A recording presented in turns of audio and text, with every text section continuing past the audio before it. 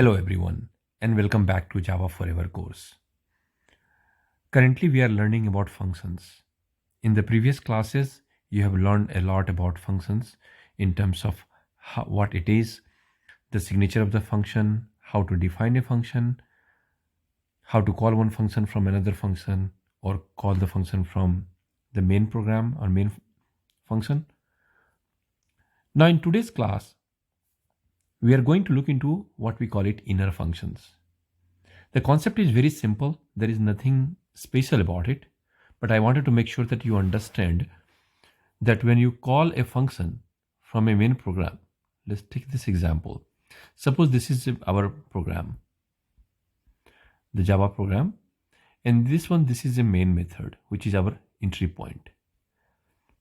From the main method, I can write one function, let's say f1, and I can call this function.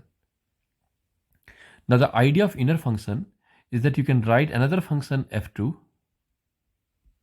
and function f1 can also call this.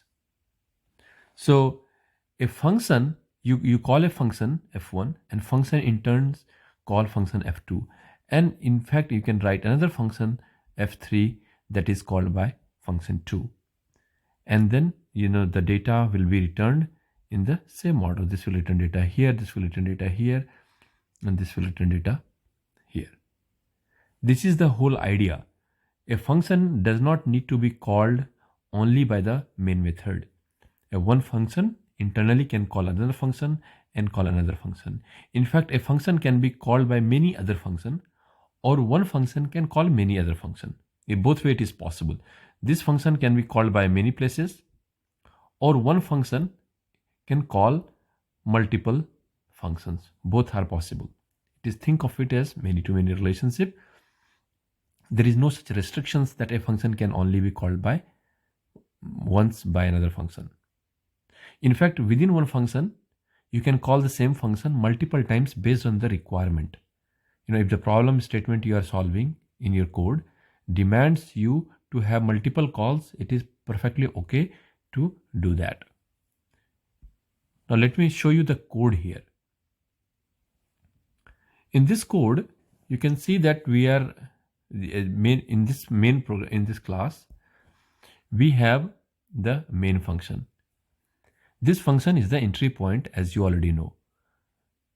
In this one, the function, we are creating an scanner class to accept user input.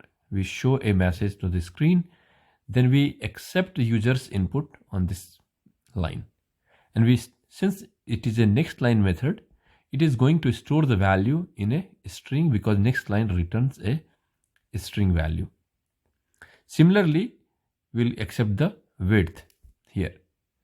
Now based on these two values, we are going to calculate the area of the function. Now since we are passing this to as a string, ideally this should be a string. I'm going to fix it. And this will also be a string. There are two parameters, a string and a string. You may see after this video, you may not see the int because I may have gone back and fixed it. But once I pass these two values in the getArea method, the getArea method does just one thing. It converts the string into a floating number. Similarly, the width, it converts into floating number. And then it calls another function whose job is simply to take two inputs here and do the calculation of area and return a value. Once this value is returned, once our program returns a value here, this value is again returned back on this place. As you can see, while calling, you call like this. Actually, my bad here. When you call like this again call like this, and then value is written like this. Now, what really is happening here, as you can see, the job of this function, the purpose of this function is to prepare the data convert the data from string to float, and then the another function simply does the calculation. You can do both into single function, but I wanted to give an example of function get area is simply preparing the data. Actual calculation of area happens in calculate area function.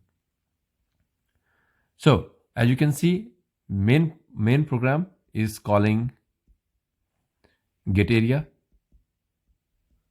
and get area in turns call calculate area.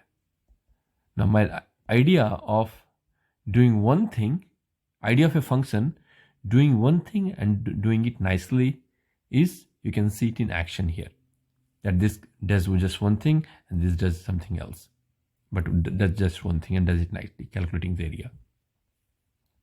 So this function is, you can refer this as an inner function because it is called by another function.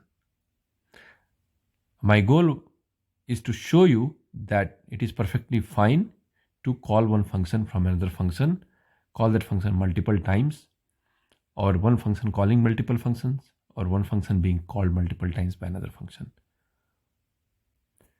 I hope you understand this concept. Go ahead and implement it. Practice, take the quiz, assess your knowledge and do more practice, because practice is the only way to learn coding. Coding is like math.